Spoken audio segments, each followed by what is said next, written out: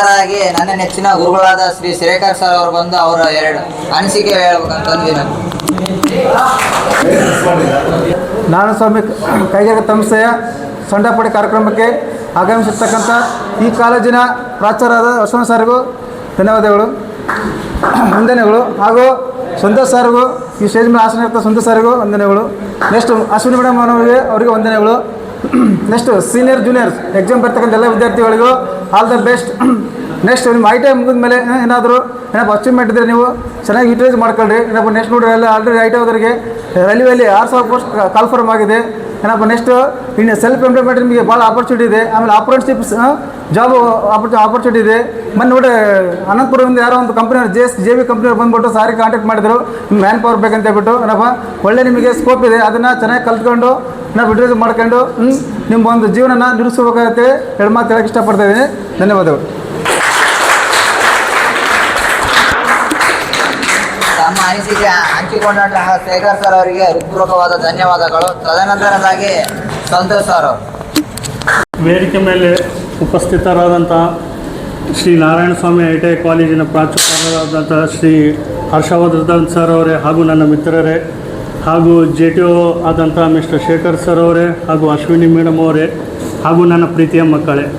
So ತಾವೆಲ್ಲರೂ ನನಗೆ ಮೊದಲಿಂದ ಭಾಳ ಕ್ಲೋಸು. ಆಮೇಲೆ ನಾನು ವಿದ್ಯಾರ್ಥಿಯಾಗಿ ಉನ್ನತಿ ಕ್ಲಾಸ್ನಾಗೂ ಬಂದಿದ್ದೀರಿ. ಫಸ್ಟ್ ಆಫ್ ಆಲ್ ನೀವು ಇಲ್ಲಿ ಬರೋ ಮುಂಚೆ ಇದು ಒಂದು ಸೆಂಡ್ ಆಫ್ ಪಾರ್ಟಿ. ಬರೋ ಮುಂಚೆ ನೀವು ಫ್ರೆಷರ್ಸ್ ಆಗಿ ಬಂದಿದ್ದೀರಿ. ಈಗ ನೀವು ಎಲೆಕ್ಟ್ರಿಷಿಯನ್ ಟ್ರೇಡ್ ಕ್ಲಾಸನ್ನು ಕಲಿತೆ ಆ್ಯಸ್ ಎ ಎಲೆಕ್ಟ್ರಿಷಿಯನ್ ಆಗಿ ನೀವು ಈಗ ಕನ್ವರ್ಟ್ ಆಗಿದ್ದೀರಿ. 2 ವರ್ಷ student life is A golden life ಅಂತ ಎಲ್ಲರೂ ಅಂತಾರೆ. ಆ ಒಂದು ಗೋಲ್ಡನ್ ಲೈಫ್ ಈಗ ಮುಗಿಸ್ಕೊಂಡು ನೀವು ನೆಕ್ಸ್ಟ್ ಜಾಬಿಗೆ ಹೋಗ್ತಾ ಇದ್ದೀರಿ. ಈ ಸ್ಟೂಡೆಂಟ್ ಲೈಫ್ ಕಂಪ್ಲೀಟ್ ಆಯ್ತು ನಿಮ್ಮದು. ಸೊ ನೀವೆಲ್ಲರೂ ಒಂದು ಭಾಳ ಒಳ್ಳೆಯ ಪ್ರೀತಿಯ ಮನಗಳು ಇರತಕ್ಕಂಥ ಮಕ್ಕಳು. ಯಾಕಂದ್ರೆ ನಾನು ಬಂದು ಕ್ಲಾಸ್ ತೊಗೊಂಡು ನಿಮ್ಮೆಲ್ಲರ ಜೋಡಿ ಕೂಡ್ಕೊಂಡು ಮಾಡಿಕೊಂಡು ನನ್ನ ಕ್ಲಾಸು ನೀವು ಕೇಳಿದ್ದೀರಾ. You are very good student ನನಗೆ. ಓಕೆ, ಆನಂತರ ಎಲ್ಲಾದರೂ ಕಾಣಲಿ ಚೆನ್ನಾಗಿ ನೀವು ರೆಸ್ಪೆಕ್ಟ್ ಕೊಡ್ತೀರಿ, ಚೆನ್ನಾಗಿ ಮಾತಾಡಿಸ್ತೀರ. ಅದು ಒಂದು ತುಂಬ ಖುಷಿಯಾಗುತ್ತೆ ನಮ್ಮ ಟೀಚರ್ಸಿಗೆ, ಯಾರಿಗಾರಾಗಲಿ. ಎಲ್ಲಾದರೂ ನಮ್ಮ ಸ್ಟೂಡೆಂಟ್ ನಿಂತು ಮಾತಾಡಿದರೆ ಅಲ್ಲಿ ಸಿಗ್ತಕ್ಕಂಥ ಆನಂದ, ಖುಷಿ ಅದೇ ಬೇರೆ. ಸೊ ಈಗ ನೆಕ್ಸ್ಟ್ ನಿಮ್ದು ಇದು ಎಜುಕೇಷನ್ ಅಂತೂ ಕಂಪ್ಲೀಟ್ ಆಗಿದೆ. ಸರ್ ನಿಮಗೆ ಚೆನ್ನಾಗಿ ಹೇಳ್ಕೊಟ್ಟಿದ್ದಾರೆ. ನನ್ನ ಎಕ್ಸ್ಪೀರಿಯೆನ್ಸಿಂದ 2008ಇಂದ till today I T I field ಒಳಗೆ ಎಕ್ಸ್ಪೀರಿಯೆನ್ಸ್ ಇದೆ.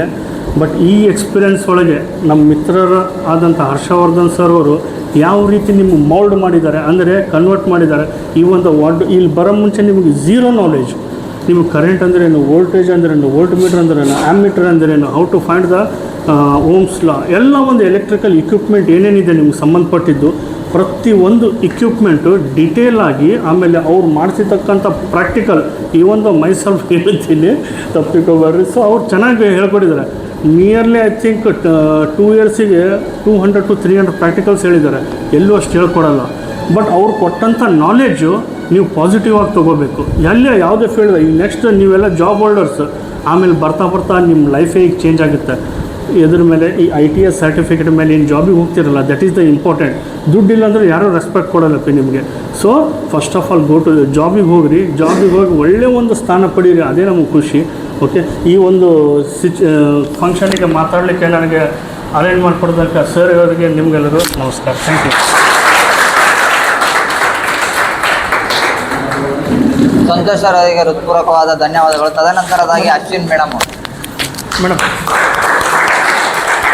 ಆಗಿರುವಂತಹ ಪ್ರಾಂಶುಪಾಲರಿಗೆ ಹಾಗೆ ಗುರುಗಳಿಗೆ ಎಲ್ಲರಿಗೂ ಈಗ ಆಗಲೇ ಫ್ರೀಡಮ್ ಅಂತ ಹೇಳಿದರು ಯಾರೋ ಪವನ್. ಫ್ರೀಡಮ್ ಅಂದ ತಕ್ಷಣ ಏನು, ವಿದ್ಯಾರ್ಥಿ ಲೈಫೇ ಫ್ರೀಡಮ್ಮು.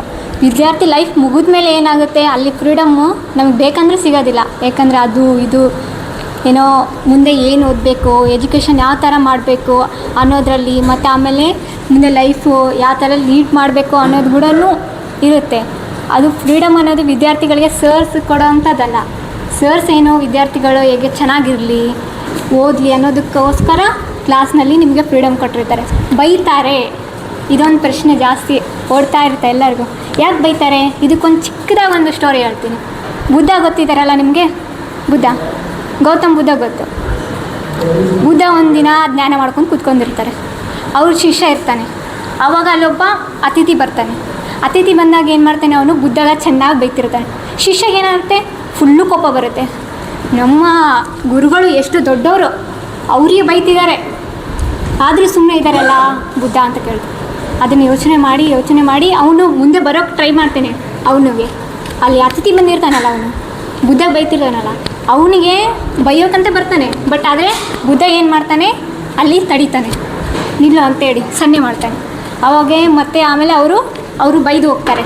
ಬೈದು ಹೋದ್ಮೇಲೆ ಹಂಗೆ ಅವರು ಬೇರೆ ಊರಿಂದ ಊರಿಗೆ ಅವರು ಏನು ಮಾಡ್ತಿರ್ತಾರೆ, ಅವರ ಬುದ್ಧದು ಅವನ್ನೆಲ್ಲ ಹೇಳ್ಕೊತ ಹೋಗ್ತಿರ್ತಾರೆ. ಅದೇ ಸಮಯದಲ್ಲಿ ಒಂದು ಕಾಡಲ್ಲಿ ಹೋಗ್ತಾರೆ. ಕಾಡಲ್ಲಿ ಹೋದಾಗ ಮಾತಾಡ್ಕೊತಿರ್ತಾರೆ, ಸರಿ ಗುರುಗಳೇ ಅವರಷ್ಟು ಬೈತಿದ್ದಾರೆ, ನೀವು ಅಂದರೂ ಸುಮ್ಮನೆ ಇದ್ದೀರಲ್ಲ. ಅವ್ರು ನನಗೆ ಉಡುಗೊರೆ ಕೊಟ್ಟಿದ್ದಾರೆ. ಅವ್ರು ಎಷ್ಟು ಜ್ಞಾನವಂತರು ಬುದ್ಧರು, ಗೊತ್ತಿದೆ ಅಲ್ಲ, ಎಷ್ಟು ಜ್ಞಾನವಂತರು, ಎಷ್ಟು ಬುದ್ಧಿವಂತರು. ಆದರೆ ಅವರು ನನಗೆ ಉಡುಗೊರೆ ಕೊಟ್ಟಿದ್ದಾರೆ, ಅವರು ನಮಗೆಲ್ಲ, ಅದಕ್ಕೆ ನಾನು ಸುಮ್ಮನೆ ಇದ್ದೀನಿ ಅಂತ ಅಂತಾರೆ. ಅವ್ರಿಗೆ ಅರ್ಥ ಆಗೋದಿಲ್ಲ. ನೀವೇನೇ ಹೇಳಿ ಗುರುಗಳೇ, ನಾನು ಬೈತಿದ್ದೆ, ಅವರಿಗೆ ಚೆನ್ನಾಗಿ ಬುದ್ಧಿ ಕಲಿಸ್ತಿದ್ದೆ, ನೀನು ತಾಳ್ಮೆಯಿಂದ ಇರಬೇಕು, ತಾಳ್ಮೆಯನ್ನು ಕಳ್ಕೊಬಾರ್ದು ಅಂತ ಹೇಳ್ತಾರೆ. ಅವಾಗ ಹೋಗಿ ಒಂದು ಲೋಟ ನೀರು ತೊಗೊಂಬ ಗಡಿಗೆಯಲ್ಲಿ ಅಂತ ಹೇಳ್ತಾರೆ. ಅವಾಗಲ್ಲಿ ಹೋಗ್ತಾರೆ ನೀರು ತರಲಿಕ್ಕೆ. ಅವರು ನೀರು ತರಲಿಕ್ಕೆ ಹೋದಾಗ ಆ ಶಿಷ್ಯ ಅಲ್ಲಿ ಏನಾಗುತ್ತೆ, ಎತ್ತಿನ ಬಂಡಿ ನೀರಿನಲ್ಲಿ ಹೋಗ್ಬಿಡುತ್ತೆ, ಎತ್ತುಗಳು ಹೋಗ್ತಿರ್ತವೆ. ಮತ್ತೆ ಬರ್ತಾರೆ, ಗುರುಗಳೇ ಅಲ್ಲಿ ನೀರು ಕಲ್ಮಶವಾಗಿದೆ. ಯಾಕೆ ಅಂದರೆ ಅಲ್ಲಿ ಎತ್ತುಗಳು ಹೋಗಾಗಿದ್ದಾವೆ, ಅಲ್ಲೆಲ್ಲ ಕೆಸರಾಗಿದೆ ಅಂತ ಹೇಳ್ತಾರೆ. ಮತ್ತೆ ಬರ್ತಾರೆ, ಮತ್ತೆ ಅದೇ ಆಗುತ್ತೆ, ಮತ್ತೆ ಹೋಗ್ತಾರೆ, ಮತ್ತೆ ಅದೇ 2 ಟೈಮ್ ಆಗುತ್ತೆ ಅದೇ ರೀತಿ. ಆಮೇಲೆ ಒಂದು ಸ್ವಲ್ಪ ಬಿಟ್ಟು ಹೋಗು ಅಂತ ಹೇಳ್ತಾರೆ. ಸ್ವಲ್ಪ ಸಮಯ ಬಿಟ್ಟು ಹೋದಾಗ ಅದೇನಾಗುತ್ತೆ, ತಿಳಿಯಾದಾಗ ಏನಾಗುತ್ತೆ, ಅದು ಕಲ್ಮಶ ಎಲ್ಲ ಹೋಗಿ ಕೆಸರೆಲ್ಲ ಕೆಳಗೆ ಇಳಿದು ಆವಾಗ ನೀರು, ಚೆನ್ನಾಗಿರೋ ನೀರು ಬರುತ್ತೆ. ಅದನ್ನು ಗಡಿಗೆಯಲ್ಲಿ ತೊಗೊಂಬಂದು ಕೊಡ್ತಾನೆ. ಇವಾಗ ಗೊತ್ತಾಯ್ತಾ, ಅಲ್ಲಿ ಅವ್ರು ಬೈದಾಗ ನಮ್ಮ ಮನಸ್ಸು ಈ ಥರ ಕಲ್ಮಶ ಆಗುತ್ತೆ. ಆ ಕಲ್ಮಶವನ್ನು ಬಿಟ್ಟು ನಾವು ನೀರಿನ ಥರ ಸ್ವಚ್ಛವಾಗಿ ಹೊರಗಡೆ ಹೋಗಬೇಕು. ವಿದ್ಯಾರ್ಥಿ ಲೈಫ್ ಕೂಡ ಅದೇ ರೀತಿ ಇರುತ್ತೆ. ಹೇಳ್ತಾ ಒಂದು ಚಿಕ್ಕ ಸ್ಟೋರಿಯನ್ನು ಮುಗಿಸುತ್ತೇನೆ. ಹಾಗೆ ಸೆಕೆಂಡ್ ಇಯರ್ ವಿದ್ಯಾರ್ಥಿಗಳಿಗೂ ಎಕ್ಸಾಮ್ಗೆ ಆಲ್ ದ ಬೆಸ್ಟ್ ಹೇಳ್ತಾ, ಆಮೇಲೆ ನೆಕ್ಸ್ಟ್ ಇಯರ್ ಫಸ್ಟ್ ಇಯರ್ ವಿದ್ಯಾರ್ಥಿಗಳು ಚೆನ್ನಾಗಿ ಓದಿರಿ ಅಂತ ಹೇಳ್ತೀನಿ. Thank you.